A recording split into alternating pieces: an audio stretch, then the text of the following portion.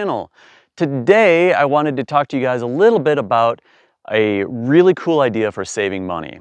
So one of the things that's very important to me and that allows me to keep on staying on the road for as long as I have is I like to be very conscientious with my money. I don't like to spend it just willy-nilly. I like to make sure that what I'm buying has a lot of value. And the reason I do this is that I want to stay on the road longer, just living my dream, right? It's something that's very important to me, and so to do this, I need the finances. And so by saving money, it can help stretch that dollar a little bit longer. And who doesn't want to stretch their money a little bit further? Just a little bit. Every little bit helps.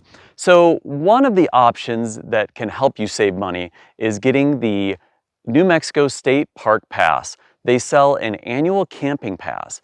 So check this out. It is $225 for out-of-state residents, $180 for in-state residents. And with that, you get unlimited camping throughout the state at all the state parks. You have 30 state parks within New Mexico that allow you to camp, and it's for free once you get the pass. You may have to pay a reservation fee, and we'll get into that a little bit later, but some of them have primitive camping as well as first come, first serve. So $225 to let you go an entire year of camping, that's a pretty sweet deal. So I had first heard about this probably 8 or 9 years ago at one of the RTRs. A group of people I met, there was, I don't know, maybe 10 or so of these folks that they were gonna buy that pass and then travel around in all of New Mexico for an entire year.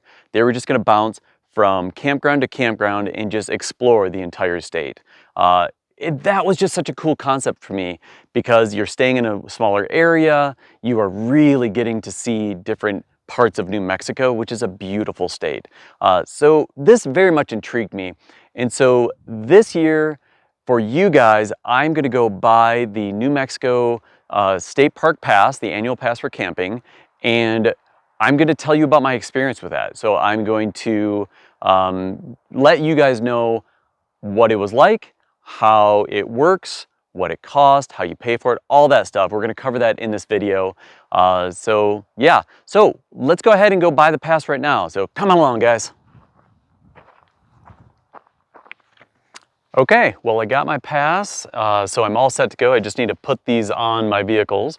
So the one interesting thing is that one of these stickers place on motor vehicle, the other one place on camping unit. I have a motorhome, so which one is which? I don't know. I'm probably gonna put the motor vehicle one on my car, and then the camping unit, since I sleep in here, I'll put on the motorhome, this one. So the intent is that this one, the camping unit, would be your trailer. This would be your vehicle that you tow the trailer with. So kind of keep that in mind. But yeah, so these are good for a full year. And so it's really, I get the month of April for free. It's good until April 30th of 2023. So it gives me a little bit more than a year, almost 13 months when you buy this. So it's something to keep in mind. I will say the process was really, really easy. You have a couple different options for paying for the state park pass. You can either go online, you can do it all online, you can use your credit card. It is $180 for residents of New Mexico, $225 for myself because I'm a non-resident. But the downside of that, if you pay online, is that they mail it to you. I didn't have time for that. On the road, we always struggle with finding places to get mail. I didn't want to go through that hassle. So you can also pay when you get to the state park, and that's what I did. You had to pay with cash or check. Now, I'm not sure if there would be an issue with an out-of-state check, and honestly, I don't even know if I have checks anymore. It's so very rare that I would use them. I would have to find them. But cash always works, so I would highly recommend just using cash for this transaction. But this will work for most of the state parks in New Mexico, which is really, really cool deal. There are 31 campgrounds, 30 or 31 campgrounds that allow camping, and so this will get me access to all of them. As long as I don't pick up a spot with any of the hookups, then it's gonna be absolutely free for me. So really, really good deal. So yeah, let's go ahead and put these on. Camping unit.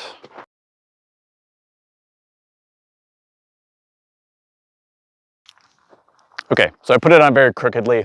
It doesn't matter. It's still there. It is now official. So now I'm gonna go put the one on my car as well. Okay, well, I've finished putting on the decals onto both vehicles, so I am official. I have now the annual pass for the New Mexico State Parks for camping, which is really, really cool. One other thing I didn't mention earlier is that if you do buy your pass on site, the other cool thing about that is that you get to talk to either a ranger or a campground host. And as a campground host previously, I know that they have invaluable information and knowledge about places to go, what other hikes are around here, what's within the park, what's outside of the park. Really, really cool stuff. So that gives you a really good opportunity to chat with someone about that.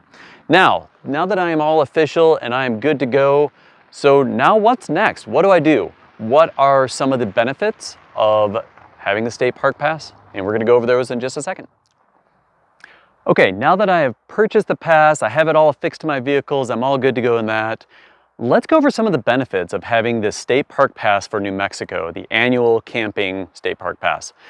So right off the bat, $225 for an out-of-state person, that I feel is really cheap, especially when you consider that they usually charge $10 per day. So I only need to come here for 23 days to have it pay for itself, which is not a bad thing. So out of 365 days that I'm camping each year or living in my motorhome, only 23 of those need to be in a park to justify this pass. Another way to think about it is if you break it down into monthly, you are looking at less than $19 per month to have basically a place to live. And so I think that is a really, really good deal right from the get-go. Now, if you think $225 is maybe a little expensive, I totally get that. But let's throw in a couple other financial things, because I'm always coming from a financial background and making sure that to live this lifestyle, I need to save money. I need to do it, be financially responsible and do this as cheaply as possible. So another thing to consider is that these campgrounds, out of the 30 campgrounds in the state of New Mexico that allow camping with this pass, you have 24 or so of them that have showers. 27 of them have dump stations. All of them have water. So think about those little things. So the dump station, for instance, maybe you can find a free one somewhere, but most of the time it's going to be either $5, $10, or $15 every time I dump. So that keeps on incurring a cost every time I dump. Same with water. If you fill up your jugs of water, it's usually a quarter a gallon, or you might get a place that charges a flat rate of $6 to fill up your tanks. Still, that stuff keeps on adding up and adding up and adding up, where you're getting it for free here in the park. The dumps are free, the water's free. A shower, if you go to any truck stop, things like that, you're gonna spend $10, maybe $15 for a shower. So suddenly you start adding up all these incremental costs, it becomes very, very cheap to just buy the $225 pass here in New Mexico and utilize this stuff. Now, another thing to consider, again, coming from a financial point of view, my motorhome gets atrocious gas mileage. So I get 5 or 6 miles per gallon. Keeping that in mind, there are so many parks in the state of New Mexico that if you just kind of bop around, or if you just go between two of them back and forth, then that is going to save me money in gas. I'm not going to be zigzagging all across the country, because that would just be very, very difficult as far as financially. Those are things to keep in mind. I will also add in that the range of elevations for the state of New Mexico, for the state parks, they range anywhere from 3,200 feet to 9,400 feet. With those elevation ranges, you can find great places in the summer at high elevation to keep cool, or in the wintertime, 3,200 feet is still a little high, can get a little chilly, but it's still very doable. If you really need to go lower elevation, you drive 3 or 4 hours over to Arizona, you get to like 1,000 feet elevation, maybe you hang out there for December and January. But by February, a lot of these parks in New Mexico are gonna be very, very preferable to climate. Like, you are going to have really good weather. It's sunny and beautiful right now. I'm looking at a lake in the backdrop. It is incredible. So these are just some of the things to think about when you're looking at this state park pass. Now, when I mentioned those ranges of 3,200 feet to 9,400 feet, you might be thinking, well, maybe there's just a couple here and a couple there at the high and low elevations. Actually, half of the campgrounds that you can go to are less than 5,000 feet. So they're 3,200 to 5,000 feet. The other half are 5,000 feet to 9,400 feet. And so within that, there are great gradients and great ranges that you can go to that makes it very, very easy to find the perfect elevation for the weather you're currently in. So these are just some of the other benefits of it. Now, when you go to a state park, you also have certain amenities here besides the shower and the dump station and the water and so forth. You have fire rings and picnic tables at all the spots. Now, I will say that a lot of these sites are going to reservation. So a fair number of them have reservation only, especially in the summer months during the peak times. And so when you look at the fees for the reservations, I just called about that, and what it is that if you stay one night, it's a $4 reservation fee on Reserve America. If you stay 2 nights, it's $8 to reserve it for those 2 nights. If it's 3 or more days, then it's going to be a flat $12 for that reservation. Now, so again, if you stay the full 14 days and you're paying $12 for that reservation fee, that is less than $1 per day. So again, you're looking at a very economical way of doing it. You know, I never like paying reservation fees, but for that, if you stay those full weeks, the 2 weeks, it's not a big deal. $12 for 2 weeks, very, very simple, very easy to do. Now, a lot of these sites, they may have electric hookups as an option. So electric hookups, you get charged an extra $4 per day to have that electric. And if you have full hookups, you're looking at an extra $8 per day. So I have solar, I don't worry about those things. I don't need those things. But if you're running an air conditioner and you need the electrical hookups, that's not a bad option for you. So keep that in mind, that these are just incremental fees that you might have to pay. But for me, I pay $225 and I'm good for the year because I don't need the electric, I don't need the sewer hookups, the water hookups. You can go and use a dump station, you can go and use the water fill. You don't need to have those in your sites. That's really nice. Now, we'll also bring up one other thing that I mentioned earlier, and that is those fees. And so those fees can add up, but again, when you look at the big picture, it's still very economical to stay in these parks and buy that $225 pass. The other thing that you may want to consider is that I like having my solitude. I don't typically want to be in a campground surrounded by people.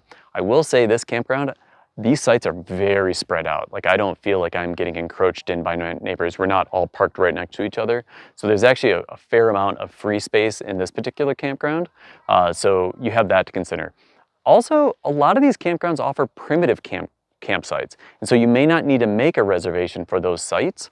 And so this is basically you're camping along the beach area. There are tons of people right out in there that are just camping on the beach. You still have to have the annual pass for that, but you don't need a reservation. It's kind of a first come, first serve. As long as you can fit in there, it's fine. You might be able to find some places with a little more solitude. When I see people down there, I see some people are all grouped together because they're a bunch of friends. Then I also see some people kind of off in the distance by themselves. So you can get that space if you need it. And that's something that I would really want to do. The other thing I would consider for myself is that I would see myself maybe doing a state parks for a couple weeks and then going to the National Forest for a couple weeks and get my total solitude time. But maybe going back and forth could be a really, really good option for you guys. Now, if I didn't mention this earlier, the other thing to keep in mind is, so there are regulations for camping in the campgrounds. So you can camp 14 days in any 20-day period at a specific campground. So what that means is you could stay 14 days here, then move to another location, stay 7 days, 14 days at that other location, another state park, and then you can come back here and stay another 14 days. And you can keep on doing that back and forth for as long as you want. So there are no regulations for that. Again, it will be depending on the reservation system, if you have reservations that you can get, or if there's walk-up sites, then maybe you can get one of those or a primitive site. But again, really cool that if you want to save money on gas, you can just bounce it back and forth between several, maybe a dozen campgrounds, total throughout the year. But again, it's really nice that there are no limits. There's no monthly limits or yearly limits, just 14 days in a 20-day period. I think it's pretty easy to accommodate. Now, besides all the items that you get in here, like the dump station and the water and things like that, let's consider some of the other things to do while you're in the state parks. There are tons of fun things to do. That's why people come here, is to recreate, and that's what we're doing, right? So some of the things that you can find in these state parks are, you're going to be hiking trails. Some have mountain bike trails. They offer horseback riding. 18 out of the 30 campgrounds are on lakes, and so there's gonna be boating. Some of them offer swimming. They even offer scuba diving. But you'll see people out here fishing and on their kayaks and stand-up paddle boards. So there's a lot of things to do within the state parks. There's also going to be some visitor centers and some historical information you might be able to get, some cultural information about the local areas. There's also a lot of people that are going to be birding and animal wildlife viewing. So there's just a lot of things to do while you're in the parks here. And so again, for the cheap price of $225 for the year, this is going to be a kind of a no-brainer for anyone who's in this area. It makes a lot of sense.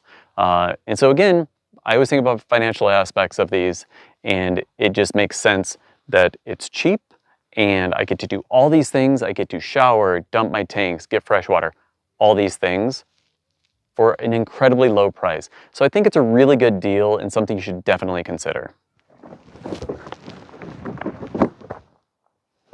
All right. So now you guys know the process for getting a New Mexico State Park Pass, the annual camping pass. Hopefully you know a little bit more about the benefits of it. I hope you enjoyed this video. So tell me, all of you guys out there, have you ever purchased the New Mexico State Park Pass for camping? If you have, what was your experience? Please let us know. Also, if you've been to some of the New Mexico State Parks, which is your favorite one? I would love to know this. Let me know and I'll try to hit those up sometime in the next, year, 12 months, and I'll give it a whirl. I want to know about the cool places to go. So please let me know in the comments below. If you guys got something out of this video, please subscribe to the channel, give it a big thumbs up. We would really appreciate that love. And I hope you guys all have an awesome summer in the next year, recreating and enjoying what you're doing and living on the road or living in your sticks and bricks, whatever this video finds you.